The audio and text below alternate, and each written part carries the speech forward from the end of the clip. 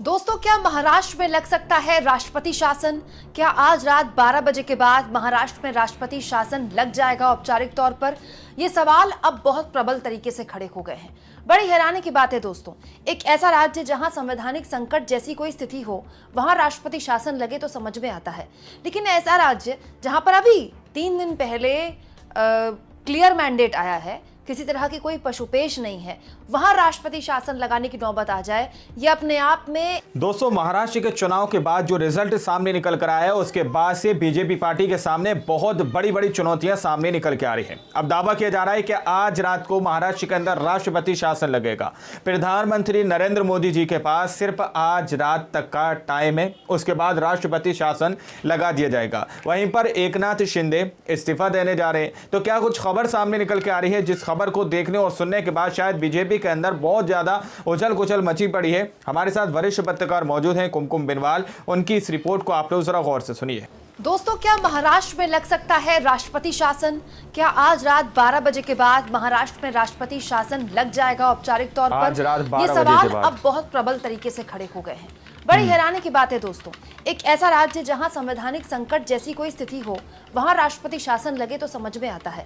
लेकिन ऐसा राज्य जहां पर अभी 3 दिन पहले क्लियर मैंडेट आया है, किसी तरह की कोई पशुपेश नहीं है, वहां राष्ट्रपति शासन लगाने की नौबत आ जाए, ये अपने आप में एक बहुत सोचने और समझने वाला विषय है चुनाव आयोग के लिए।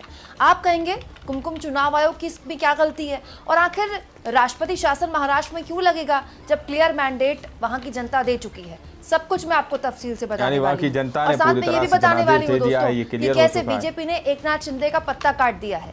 दोस्तों, हुआ ये कि महाराष्ट्र में जो 14th यानी कि 14वीं विधानसभा है, उसका कार्यकाल आज रात 12 बजे के बाद खत्म हो रहा है। और ये हमारा संविधान कहता है कि जब विधानसभा का कार्यकाल खत्म हो, उससे पहले ही नई विधानसभा का गठन हो जाना चाहिए। अब ऐसी सूरत में आप कह सकते हैं कि बीजेपी के पास या फिर एनडीए के पास ऑलमोस्ट आज रात तक का वक्त है।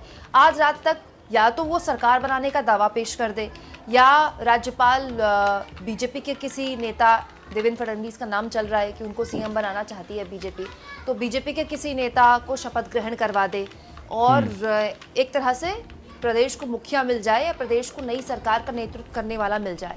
लेकिन दिक्कत यह है कि ऐसा कुछ होता दिखाई नहीं दे रहा। पूरी कहानी के सूत्रधार जो हैं वो एकनाथ शिंदे बताया जा रहे हैं। टाइम्स ऑफ इंडिया की आज की खबर देखिए, इसमें साफ तौर पर लिखा है कि deal was Sena chief would be CM says neta close to Shinde.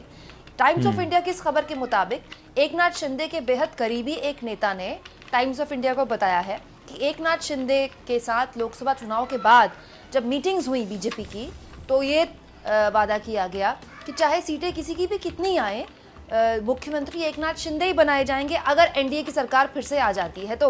और इसीलिए एकनाथ शिंदे ने पूरी मेहनत भी की, पूरा जोर भी लगा दिया, चाहे रेवड़ियां बांटने का मामला हो या चुनावी मैनेजमेंट का मामला हो। हालांकि आपको याद होगा कि टिकट बंटवारे के दौरान जब सीट शेयरिंग का फॉर्मूला तय हो रहा था, तो ही अमित शाह ने महाराष्ट्र में आकर कह दिया था कि हमने काफी बलिदान दिया है, अब बलिदान देने की बारी आपकी है।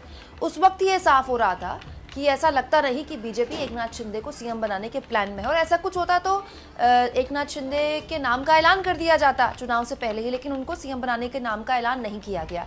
और इसी खबर में आगे भी लिखा है कि बीजेपी के सूत्र बताते हैं कि ऐसी किसी मीटिंग में ऐसा कोई आश्वासन एकनाथ शिंदे को नहीं दिया गया था कि एनडीए की सरकार आएगी तो सीएम वही बनेंगे। हालांकि जैसे ही चुनाव के नतीजे आए थे, एकनाथ शिंदे ने इशारों में अपने मन की बात कह दी थी। याद होगा आपको, एकनाथ शिंदे ने कहा था कि ये कहीं भी तय नहीं हुआ था कि जिसकी ज़्यादा सीटें आएंगी वही उसी का सीएम बनेगा। तो एकनाथ शिंदे ने अपनी तरफ से बात रख दी थी। अब हुआ ये दोस्तों कि अजित पवार की पार्टी ने अजित पवार को विधायक दल का नेता चुन लिया है, एकनाथ शिंदे की पार्टी ने एकनाथ शिंदे को विधायक दल का नेता चुन लिया है। लेकिन बीजेपी के किसी नेता को विधायक दल का नेता भी नहीं चुना गया है, क्योंकि बीजेपी न केवल सबसे बड़ी पार्टी है, क्योंकि बीजेपी ये भी चाहती है कि सीएम उसका बने। तो विधायक दल का नेता तब चुना जाएगा बीजेपी का जब दिल्ली से ऑब्जर्वर महाराष्ट्र की उस मीटिंग में बैठेंगे जहां पर बीजेपी के सारे जीते हुए विधायक होंगे। अब तक जो नाम है वो देवेंद्र फडणवीस का ही चल रहा है। हालांकि कोई भी पर्ची वाला सीएम बन सकता है, भाई बीजेपी का तो कुछ पता नहीं है, कोई भी सस्पेंस एंड वक्त में आ सकता है। लेकिन सीएम कोई भी बने, बीजेपी का साफ कहना है कि सीएम तो उसी का बनेगा। वहीं एकनाथ शिंदे की तरफ से, उनके सूत्रों की तरफ से, उनके करीबी नेता अखबारों में ऐसे इंटरव्यूज बता रहे हैं, उनको सूत्र बता रहे हैं उनके कि भाई एकनाथ शिंदे सीएम किसी भी हाल में सीएम की कुर्सी छोड़ना ही नहीं चाहते। दोस्तों एकनाथ शिंदे के लिए सीएम बने रहना छोड़ना नहीं चाहते और बीजेपी बिठाना नहीं चाहती एकनाथ शिंदे को। किया है उन्होंने महाराष्ट्र के चुनाव में, उसका सबसे बड़ा रीजन ये है कि उनके पास मुख्यमंत्री की कुर्सी थी और मुख्यमंत्री की कुर्सी का उन्होंने पूरा फायदा उठाया है। दोस्तों महाराष्ट्र में अभी जो मामला हुआ है, जो चुनावी नतीजों का है, वो टाई वाला मामला हुआ है। अब देखिए लोकसभा चुनाव में जबरदस्त तरीके से इंडिया गठबंधन को मैंडेट मिला, लेकिन विधानसभा चुनाव में मैंडेट धुल गया और एकनाथ शिंदे और अजित पवार की पार्टियों को जबरदस्त तरीके से, मतलब उनका परफॉर्मेंस तो कमाल का रहा। उद्धव ठाकरे के पास तो अब कुछ बचा ही नहीं है। लेकिन अभी बीएमसी के चुनाव होने हैं दोस्तों। बीएमसी का चुनाव एक आखिरी चुनाव होगा, उसमें पता चल जाएगा और क्लियर हो जाएगा कि मुंबई की जनता किसे अपना नेता मानती है। अब दोस्तों एकनाथ शिंदे ये बात जानते हैं कि अगर उनके पास मुख्यमंत्री की कुर्सी नहीं रही तो फिर उनके पास बहुत सी ताकतें नहीं रहेंगी और बहुत सारी ताकतें नहीं रहेंगी उनके पास। सही बात है। फिर वो सारे काम करना इतना आसान नहीं होगा जो सीएम के रहते, सीएम की कुर्सी रहते वो करते हैं। अब एकनाथ शिंदे के पास विकल्प क्या है? क्या वो तेवर दिखा सकते हैं? वो ताकत नहीं रहेगी एकनाथ शिंदे के पास। बीजेपी के साथ ब्लैकमेल कर सकते हैं, बार्गेन कर सकते हैं?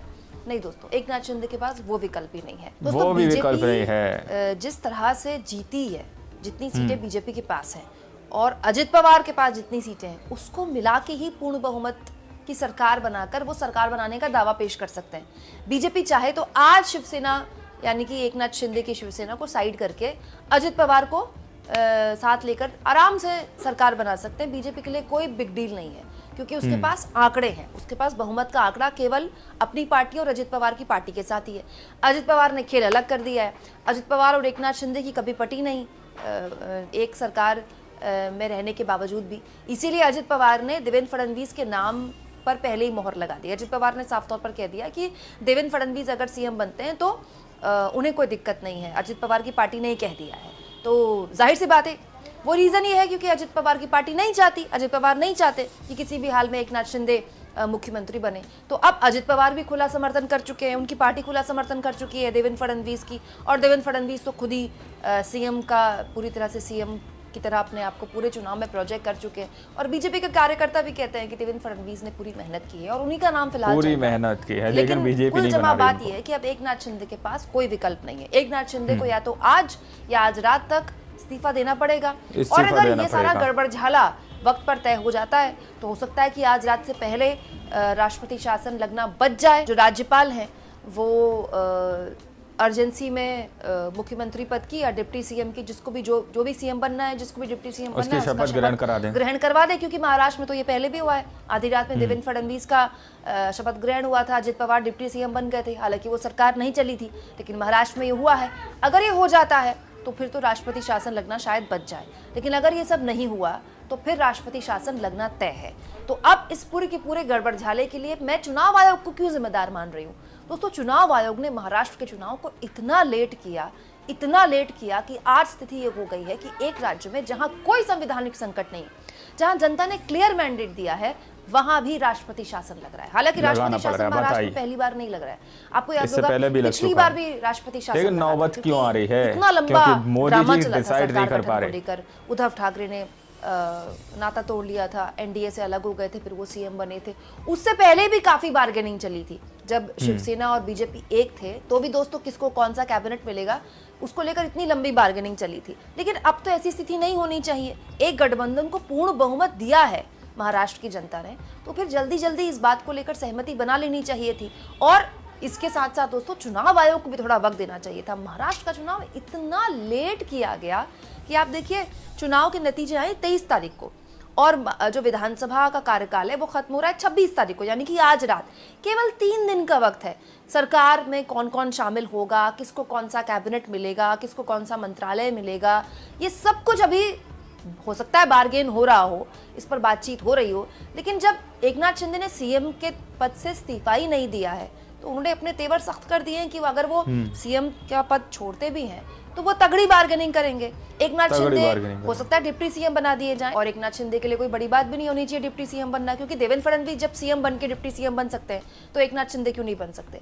लेकिन देवेंद्र फडणवीस और एकनाथ शिंदे के बीच में तकरार है, जो हमने 2.5 साल देखी CM बन है, जाए। और अजित पवार और एकनाथ शिंदे के बीच की जो तकरार है, जो हमने 2.5 साल देखी है, मुझे लगता है कि बीजेपी अब ऐसी किसी भी तकरार से बचना चाहेगी और वो 5 साल एक स्मूथ सरकार चलाना चाहेगी। दोस्तों, उसके लिए ऐसी कोई स्थिति तभी पैदा हो सकती है जब एकनाथ शिंदे ना तो सीएम और ना ही डिप्टी सीएम बने। आप इस मुद्दे पर क्या सोचते हैं? कमेंट बॉक्स में जरूर लिखें और जितना हो सके चैनल को शेयर करें, सब्सक्राइब करें और थैंक्स और ज्वाइन के ऑप्शन से अगर आप चाहें तो कुछ आर्थिक मदद भी चैनल की जरूर करें। दोस्तों, आप लोगों ने इस वीडियो को शुरू से आखिर तक देखा। वीडियो के अंदर साफ तौर पर बताया गया कि अगर प्रधानमंत्री नरेंद्र मोदी आज रात 12 बजे से पहले तक अपने सीएम या फिर किसको कौन सा पद दिया जाएगा, कौन सा मंत्रालय दिया जाएगा, अगर ये डिसाइड नहीं कर पाते तो 12 बजे के बाद महाराष्ट्र के अंदर राष्ट्रपति शासन लगा दिया जाएगा। वहीं पर एकनाथ शिंदे अपनी जिद पर अड़े हुए हैं, वो अपनी कुर्सी छोड़ने के लिए तैयार नहीं है। यानी कि ऐसा माना जा रहा दोस्तों कि आज रात में ही शपथ ग्रहण हो सकती है। ऐसा पहली बार नहीं है, इससे पहले भी रात में शपथ ग्रहण की गई है, कई बार की गई है, और ऐसा पहली बार नहीं है कि महाराष्ट्र के अंदर राष्ट्रपति शासन पहली बार लगा हो।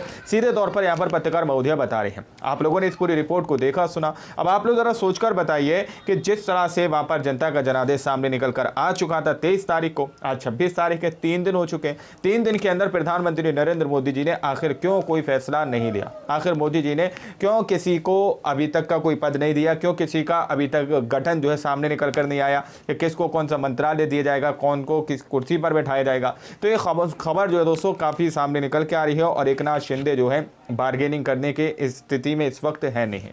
तो क्या कुछ आप लोग इस पूरी रिपोर्ट को देखने और सुनने के बाद क्या सोचते हैं, क्या समझते हैं? अपनी राय को कमेंट सेक्शन में जरूर दीजिएगा। मिलते अगली वीडियो में, जब तक के लिए जय हिंद, जय भारत।